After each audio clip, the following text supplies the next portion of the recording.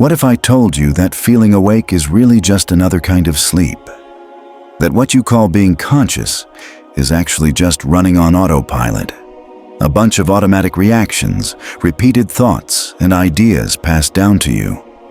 But inside you, there's something that doesn't change. Something quietly watching everything happen. It's hard to explain, but if you pay attention right now, you might notice that still part inside you. It doesn't think or judge, it just watches. And it's in that quiet space that something amazing can happen, the real awakening of awareness. This awakening doesn't come with a big flash. It happens slowly and quietly, but it changes everything. Suddenly, you start seeing not just what's going on outside, but what's happening inside you. You realize that how awake you really are in each moment is what shapes your whole experience. You might think you're already awake. You're listening, thinking, living. But what if there's a deeper level you haven't reached yet? To get why this matters, let's focus on the one thing that never changes, the present moment. It's not always what happens that counts, but how you are when it happens. Two people can go through the exact same thing, a loss, criticism, a surprise, and react totally differently. One might be shaken up, the other stays calm. The difference isn't the situation, but how awake they are in that moment. Most people miss this because they think it's the event that matters, not how they experience it. Lots of folks believe their pain comes from the situation itself, but really the situation is just the stage. What causes pain is how we interpret it without being aware, how we resist it, and how we're not present to what's happening. We've been trained to react like the world is controlling us, that power is outside of us.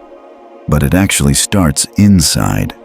Whether we're present or not decides if we're facing reality or just our own fears, judgments, and wants.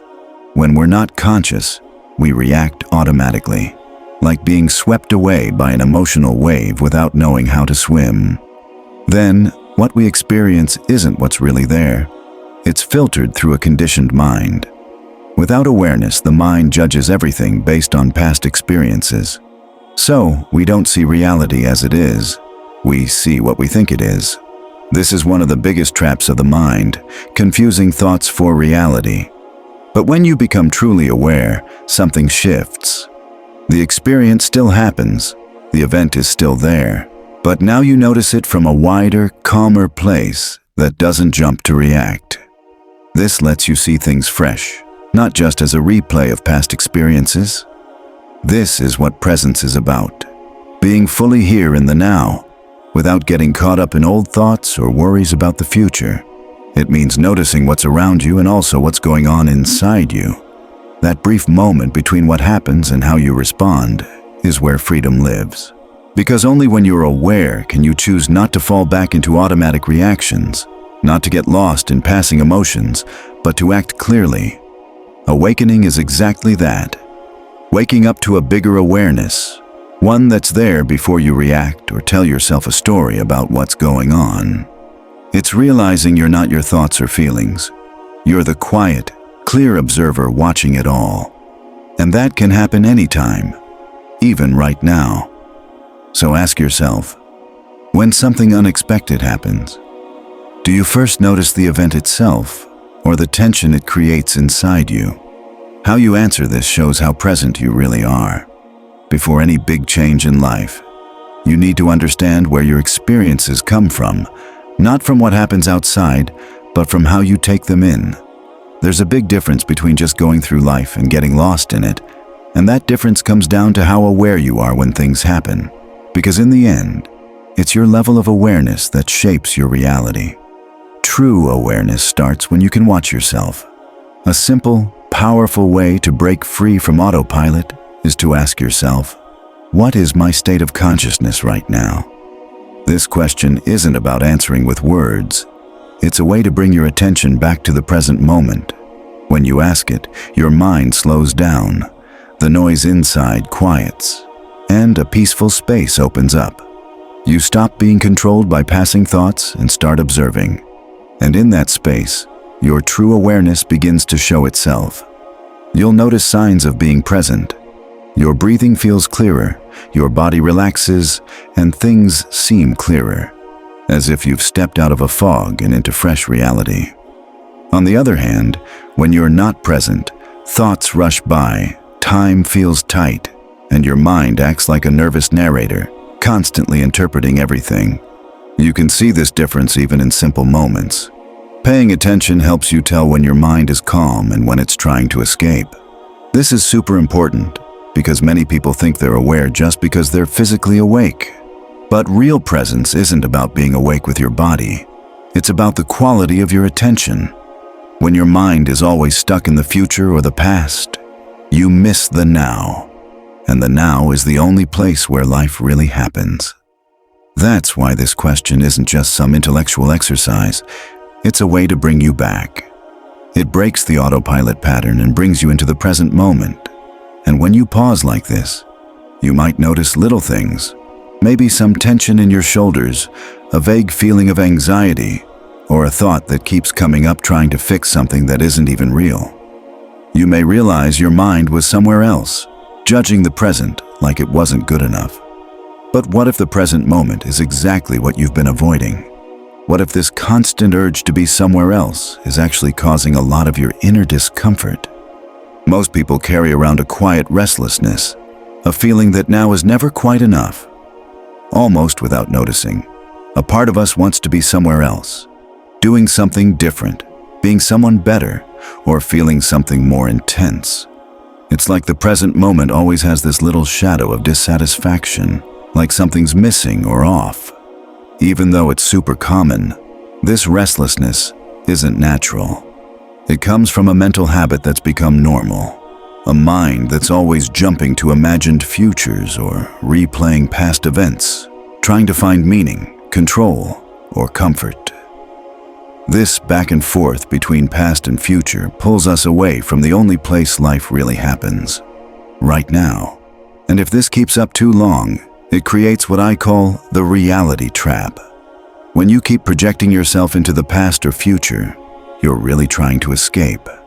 We run from feeling empty, from restlessness, from facing who we are when we're not busy.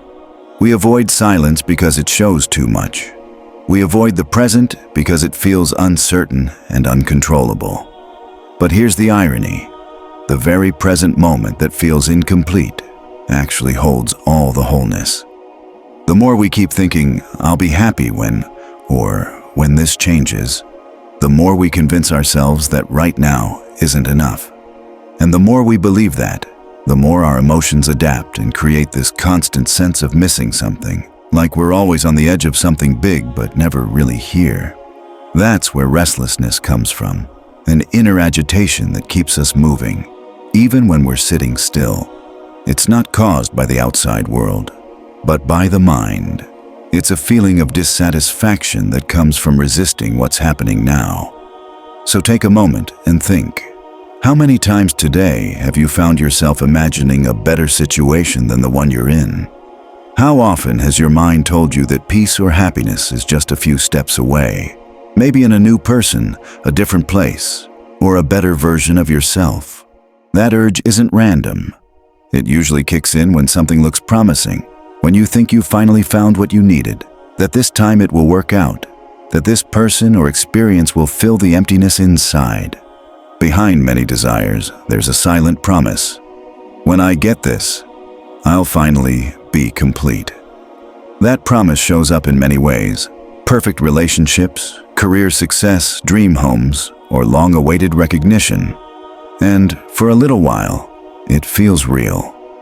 When something we really want finally happens, there's a rush, a quiet excitement, like we've reached something special.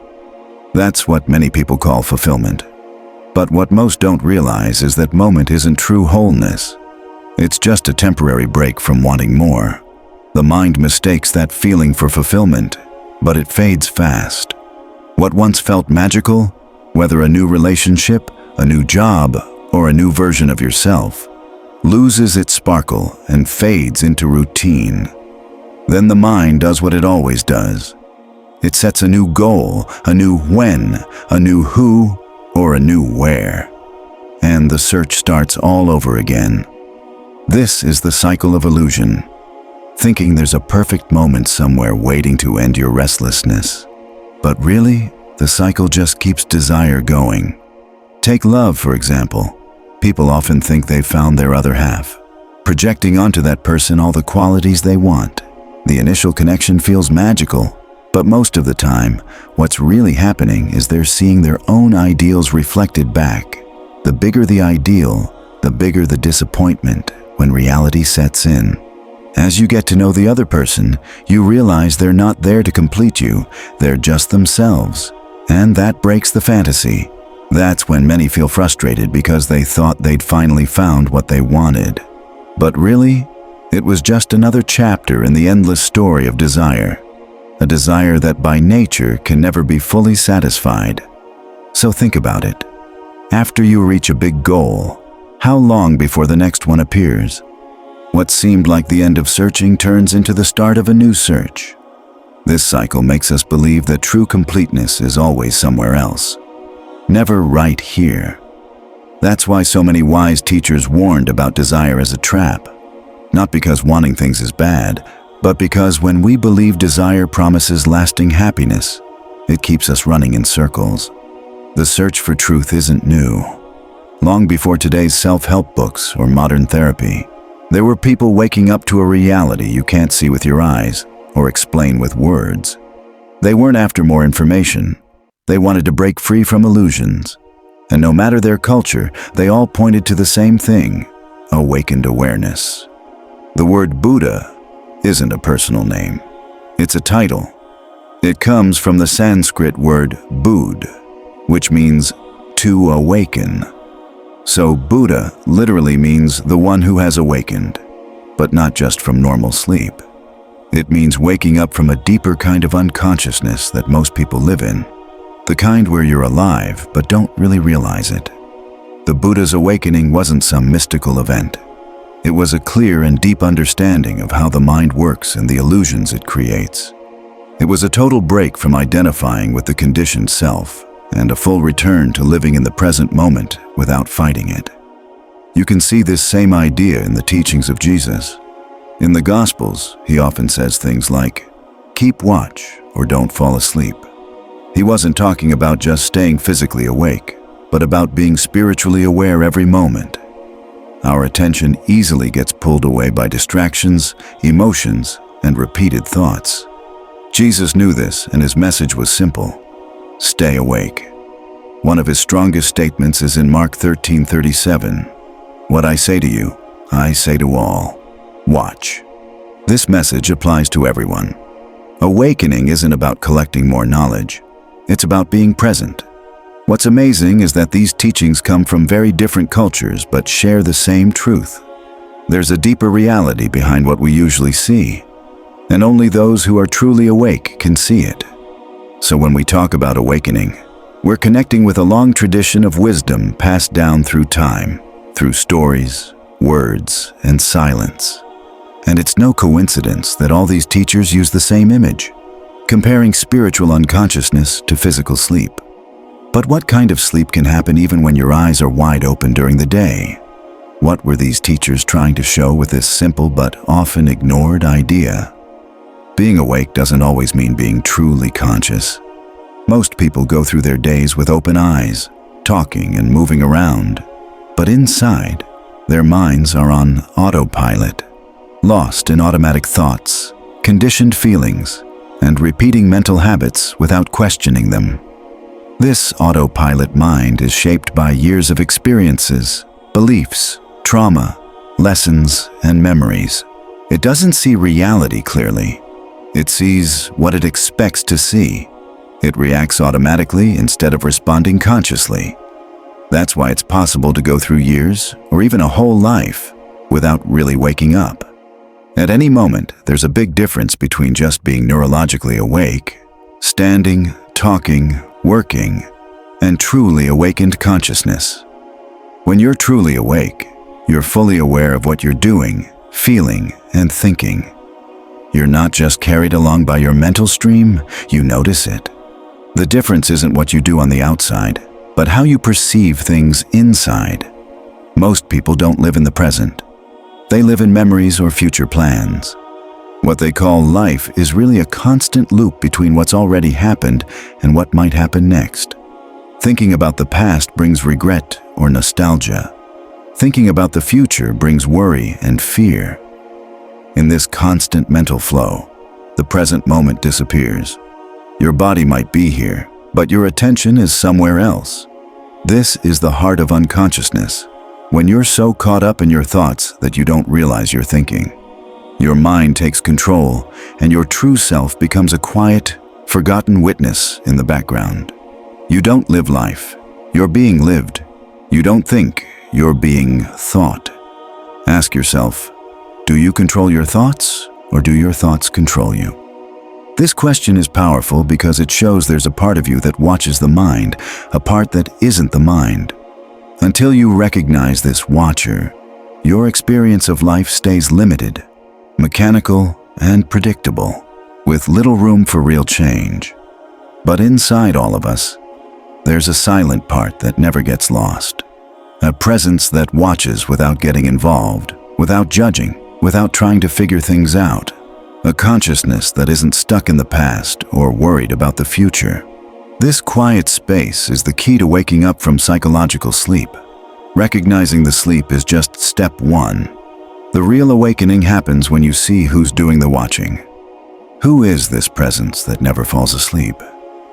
At the center of human experience, there's something that never changes. A still, silent point untouched by emotions, free from the noise of thoughts, and not caught up in stories. It only watches. Even in the middle of conflict, confusion, or emotional chaos, that point stays steady and calm. This is what many call pure consciousness or the inner witness. The part of you that never sleeps, never reacts, just watches. Understanding the difference between what changes and what watches is one of the most important insights on the path to awakening. The mind is always busy. It creates ideas, pictures, memories, and voices, like a never-ending play. But all of that happens inside something, a space that doesn't join the drama, but lets it happen. When you start to see the difference between what happens and the space where it happens, something deep changes inside you. Most people think they are their thoughts. They say things like, "I am anxious," or "I am insecure," not realizing these are just temporary states, not who they really are. But when you realize these feelings come and go, and there's a consciousness watching them, you gain a kind of freedom that seemed impossible before. Now, you're no longer the role you play or the character with their pain and victories. You're the space where all of that happens. That space is your true self. It isn't shaped by memory or experience. It doesn't need to defend or prove itself. It just is. And that's why it holds unshakable peace, because it's not tied to time, stories, or needing approval. This witnessing consciousness is what stays when everything else changes. Who's noticing your thoughts right now? Who's the one watching those thoughts without getting caught up in them? Who sees the anger without getting carried away? Who feels sadness but still stays present? That's where real change begins. While the mind is always trying to fix, prove, or control things, the observer doesn't want anything. It just watches. And that watching is what awakening really is. Consciousness isn't something you have. It's who you are, even before any thought shows up. It's quietly witnessing everything. In that space where you just observe without judging or trying, you realize the observer and what's observed aren't really separate. Thoughts exist only because something is aware of them. Feelings show up because there's a part of you that notices them. This is like the observer effect from quantum physics, but inside you. Simply being aware changes how reality feels. And the observer isn't the story you tell about yourself. It's the real you, beyond roles and memories. When you're fully present, the line between who's watching and what's being watched starts to fade. You begin to understand, not just in your head but in experience, that what you see is part of the same awareness that's seeing it.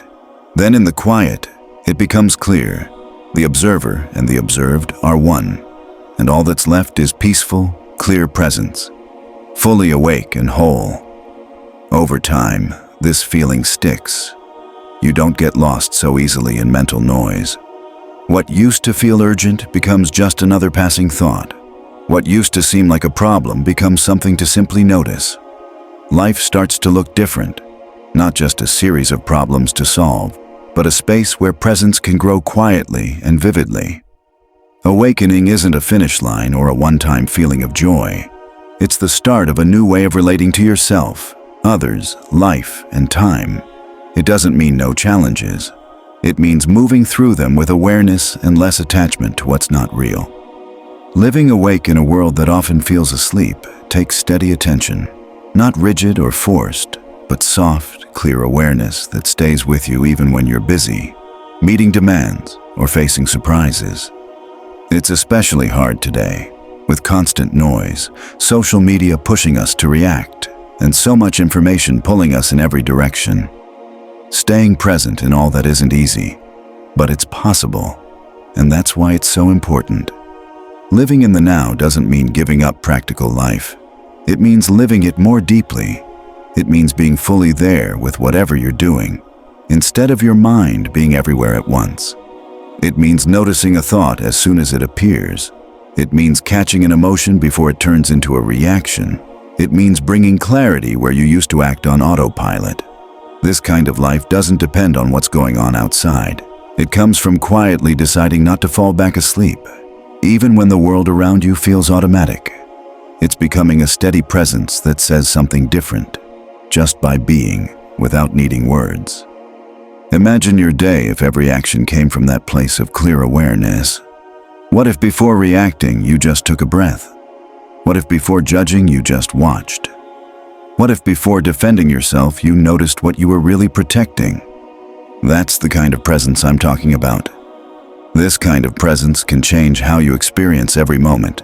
And it doesn't take big moves. It starts with small pauses. Moments when you choose to be aware instead of reactive. Moments when you quietly feel there's another way to live. One that doesn't run away from the present, but lives it honestly and fully. Maybe the biggest change isn't trying to change the world outside, but changing how you see, feel, and live each moment inside. Because when perception changes, everything changes, without force, without words, without control, just with presence. Thanks for joining me on this journey.